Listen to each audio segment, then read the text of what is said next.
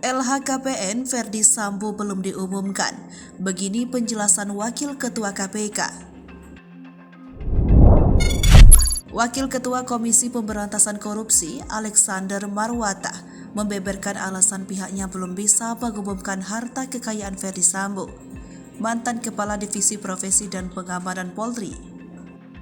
Lazimnya, seluruh laporan harta kekayaan penyelenggaraan negara bisa diakses publik melalui lamannya.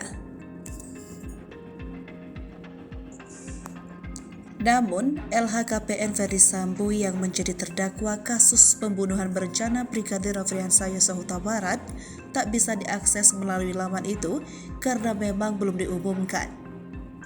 Menurut Alex, LHKPN Verdi Sambo bukannya belum terdaftar, tetapi Verdi Sambo belum menyampaikan surat kuasa dalam proses penerbitan LHKPN.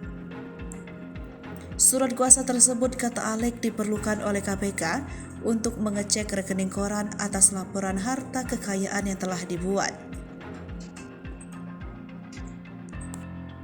Hingga batas waktu penyampaian LHKPN berakhir, Sambo belum juga memberikan surat kuasa.